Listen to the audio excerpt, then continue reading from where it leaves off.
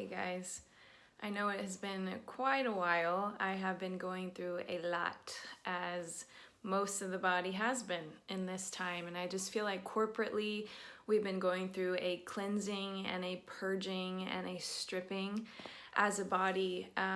In my own personal life, I've seen that, and all of those around me, I'm seeing that.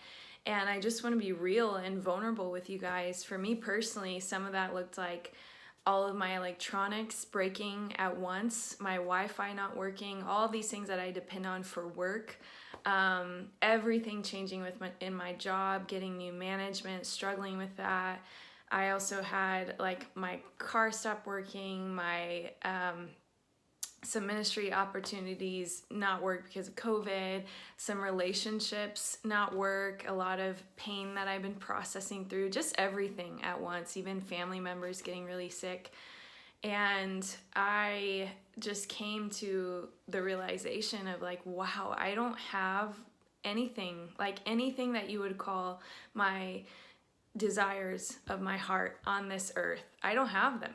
Even recently, I found out that I had to move out soon. And this home that I have is the only place that's ever felt like home to me. And it was all suddenly, everything just crashed. And I realized, wow, I don't have a home.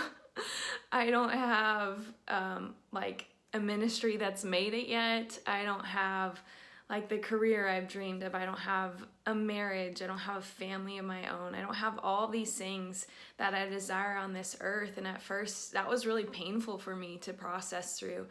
And then it changed from pain to gratitude and thankfulness. And what a privilege it is that I get to ground myself in Jesus alone here in this place.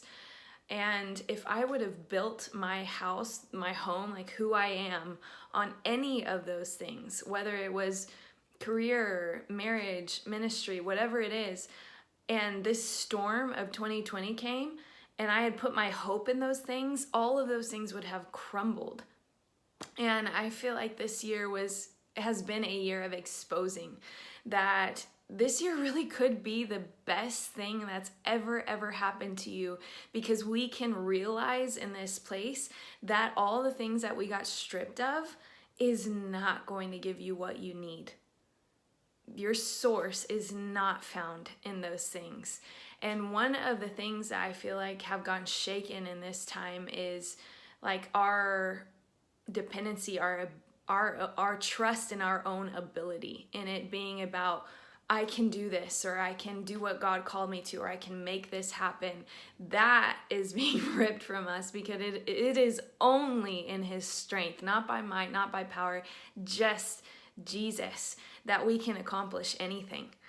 And so that's a place that's really getting uprooted for us. And Hebrews 12 itself is a word for the entire body right now. And in the beginning, it talks about taking everything off that entangles you to run your race unhindered.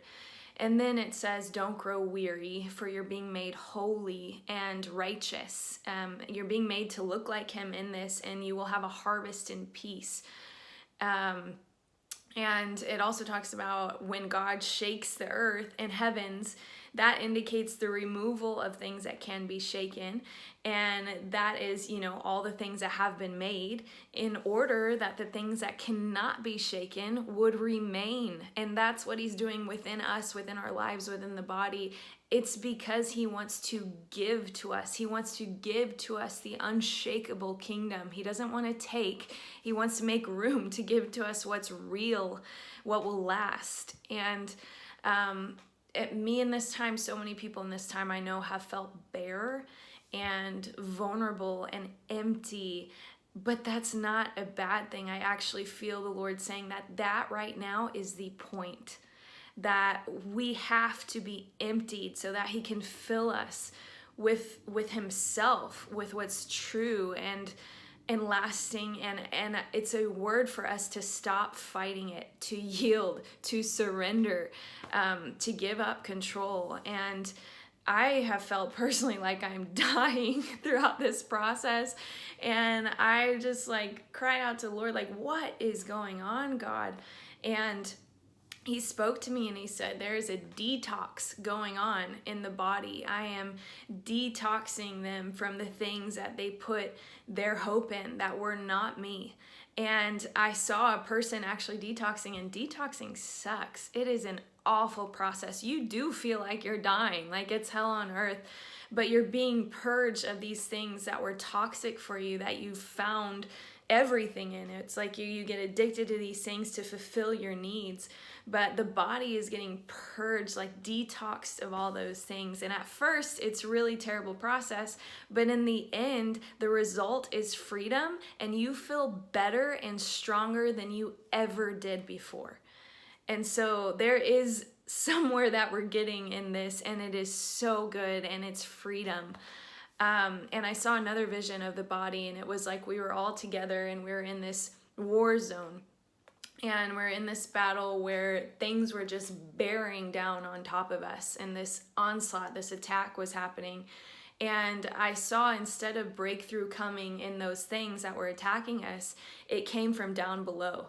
And it was like, like I just feel like the Lord is saying breakthrough is coming, but it may not be in the direction you think. You have to surrender. You have to let go of everything, let go of control, let go of the fight, and let the bottom fall out.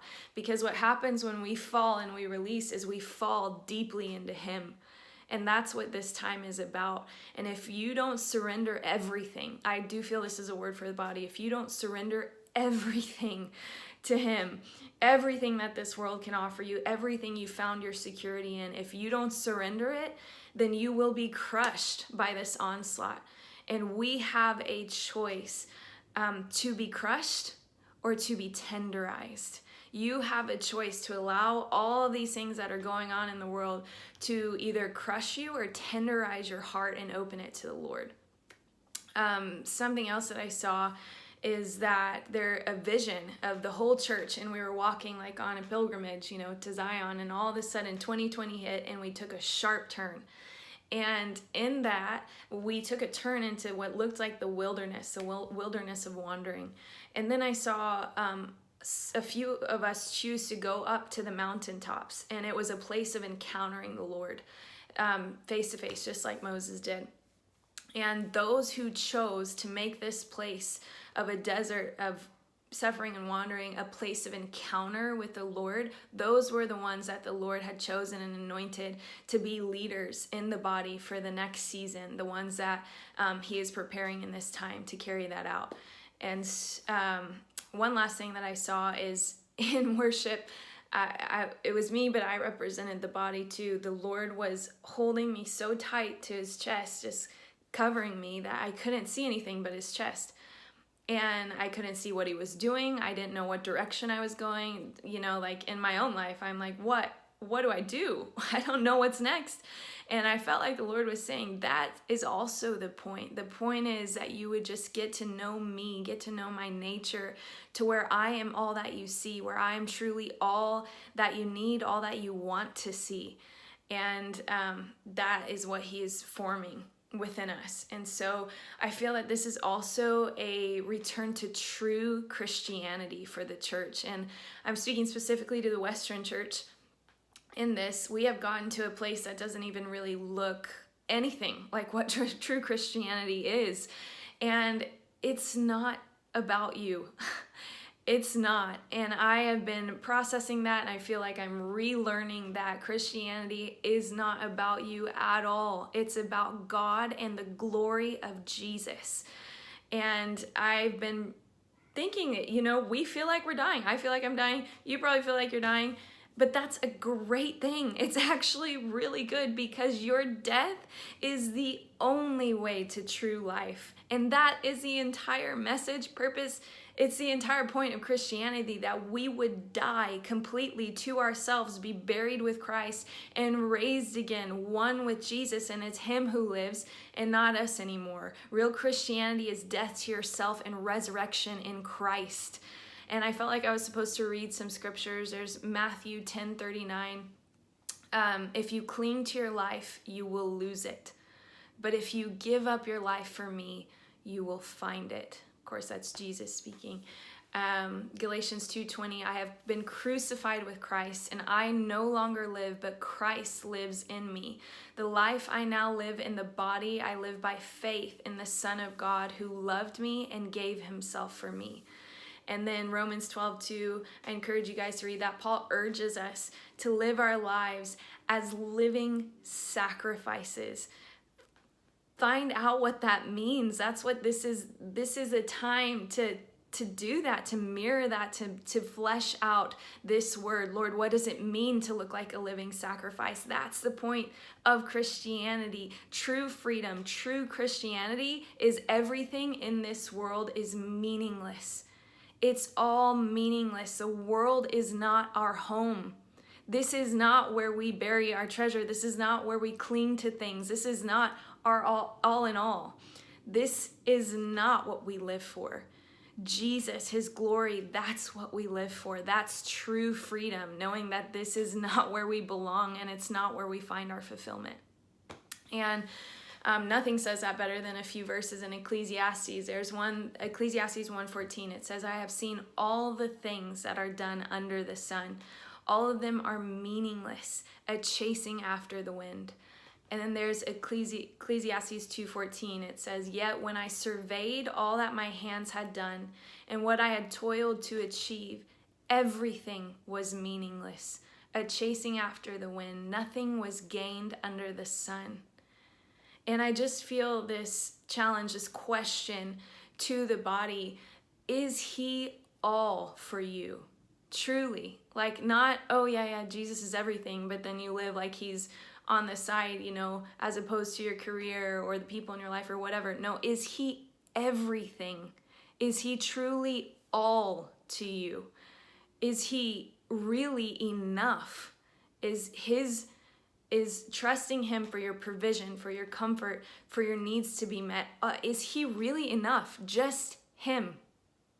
Because that is true Christianity. He is everything. He is all. He is in all. He holds all things together. Everything finds its purpose and completion in him. Everything was created through him and for his glory. True Christianity, being a true Christian, means that he is everything. He is your all, not just some. And that's what we're returning to in this time. And what other things I believe that he's wanting to do right now is for us. I saw this vision a long time ago when I was having hard season and I had gotten saved of this flower that was being pounded by rain and it was all dilapidated and on the ground. And then I saw another vision of the same flower that opened itself up to the rain to receive it, and it got nourished and it grew big and strong. And I feel like that is for us, like what he is wanting to do in this time is nourish and strengthen us if we would receive from him in this time. God has really intended this time to be a time of filling us up, of refreshing us with himself and what he has for us, what's true, what will last. There is one psalm, it's Psalm 13, and go read it, it's amazing. But at the end, it says, for in all of this you have strengthened my soul. And that's what he's wanting through all of it. He's wanting to strengthen your soul, strengthen your spirit in him. And there's Psalm 84, it said, blessed are those whose strength are in you, whose heart is set on pilgrimage as they pass through the valley of Baca, which means the valley of suffering. They make it a place of springs. The autumn rains, which means blessing, also cover it with pools. They go from strength to strength till each appears before God in Zion. So that is the strengthening as you pilgrim towards him, as you set on that pilgrimage towards him. He wants to strengthen you and bring you to the next strength in this season. Something else I saw was he was wanting to give the body this massive glass of new wine, and I saw myself like drunk on this new wine in the spirit, and it was the bliss of the gospel. It was that true freedom where it's not about this world, it's about him. He's more than enough, that we get to live with him for eternity, and we have all that we need. That wine glass, he wants to give it to the church, to fill us and inebriate us in him again, and in that revelation again. And this year, 2020, when it first began, he did speak to me that this is like a year that the body would see again. And I'm seeing that now, and it's not what I thought or probably what anybody thought, but all of the deaths and the grieving of this year, even like in this year, the things that have been brought up from the past, old familiar feelings, old things that you need to grieve, all of this has been brought up so that the body would process it, release it, so they can truly see. And I saw a vision of myself, and I knew it was a body too, where we were being emptied. It was like we were bags of water being emptied out as we wept, as we processed, as we cried. And it was being emptied so that then the Lord filled the bag. It was open so he could fill it with himself. And then there was also a vision where I saw like the eyes of the body, and we were just crying, but it was like it flushed everything out of our eyes as we were doing that, so that we could see him clearly, so that we could see the reality of the gospel clearly, so that we could see everything around us in truth. And so he did show me also that we will dance on the heap of all of the ashes and all of the death of the season, all the things that could be shaken, that have been shaken, that died, all the things we've had to grieve. We will dance on that. We will praise, we will worship, we will be ecstatic with joy again. And the last scripture I want to share with you is Romans 12:12. It says, "Be joyful in hope, patient in affliction, and faithful in prayer." And I also felt like he wanted me to share some really encouraging quotes with you guys. So there's one from Corrie ten Boom, and it says, "You never know that Christ is all you need until Christ is all you have."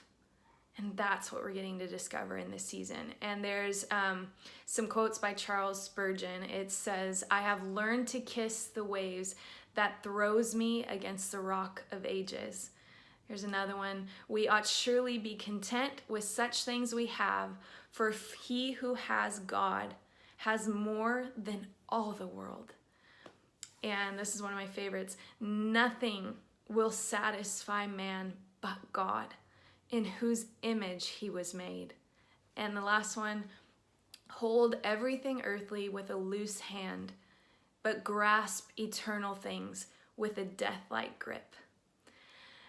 I just love what the Lord is doing right now. And I know it's painful and I know it's hard, but there's so much richness and goodness that he wants us to return to, so much truth and strengthening that he's giving us in this season. So I encourage you guys, lean into him, surrender, let go, because there's so much that he wants to give you in the place of all those things that are being shaken.